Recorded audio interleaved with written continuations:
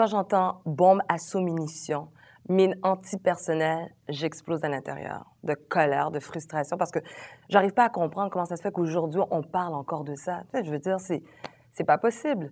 On voit des gens handicapés, on voit des gens qui ont des vies perdues, gâchées. Pourquoi? À cause des mines antipersonnelles en 2011. Quand j'ai entendu la première fois parler d'handicap international, la première chose qui m'est venue en tête, c'était mon stage que j'avais fait en Haïti il y a quelques années. Alors, j'ai fait un stage où je travaille avec des enfants trisomiques et des enfants handicapés. Et là, je me dis, ah, peut-être c'est un peu la même chose. Donc, je vais voir.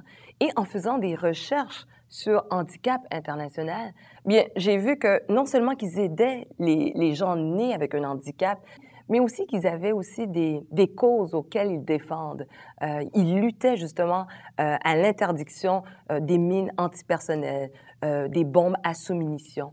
Et non seulement ça aussi, qu'ils apportent des solutions au niveau de ces sociétés qui ont encore de la difficulté à comprendre qui sont ces personnes handicapées. Donc, il y a un travail qui est vraiment large de cette organisation et je me suis dit, ben écoute, il faut que je m'implique, là, ça n'a pas de sens. Donc, c'est pour ça que je me suis engagée avec Handicap International.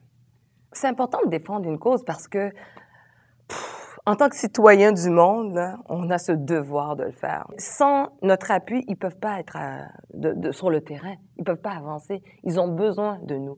D'ailleurs, Handicap International, sans nos signatures, bien, ils n'auraient pas eu les traités d'Oslo, les traités d'Ottawa. Non, ils ont besoin de nous. Et moi, appuyer Handicap International, ben, c'est un mince travail à faire. Je veux dire, moi, j'ai rien à faire vraiment. Je suis là, je suis en train de parler, expliquer ce que cet organisme fait auprès de ces pays, en fait, dans ces pays-là. Quand on s'est rencontrés, ils m'ont dit, écoute, on voulait t'avoir. C'est un sujet délicat, mais on voulait un peu dédramatiser cela en t'ayant avec nous comme humoriste. Et je me suis dit, pourquoi pas? Pourquoi pas d'arriver, prêter ma voix, mais pourquoi pas aussi de rire? C'est possible de rire aussi dans ces conditions-là. Le message que je veux donner, c'est de dire qu'on arrête avec ça, avec ces armes, qu'on arrête avec ça, qu'on stoppe tout cela. Puis stop, pour moi, c'est universel. Que ce soit en français, en anglais, en créole, tout le monde comprend c'est quoi stop. Et aussi cette discrimination par rapport à ces personnes handicapées, l'isolement, la honte par rapport... Pourquoi? Pourquoi? C'est des êtres humains comme vous et moi. Demain, on ne sait même pas qu'est-ce qui peut nous arriver.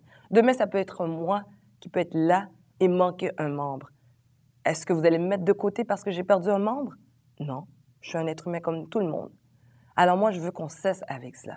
Et c'est un message que je veux passer, puis évidemment, c'est dans ma nature de rire, de sourire. Un message sérieux, le faire noblement, mais avec un sourire. Et non seulement ça aussi, je souhaite que les gens viennent le 24 septembre 2011 à venir ériger avec moi une pyramide de chaussures. Pyramide de chaussures qui représente ces victimes de mines. On a besoin de vous, simplement une chaussure.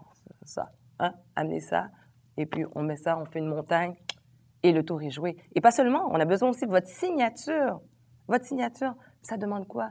Juste stop dans la journée pour venir passer et venir monter cette pyramide. Alors, j'attends tout le monde le 24 septembre 2011.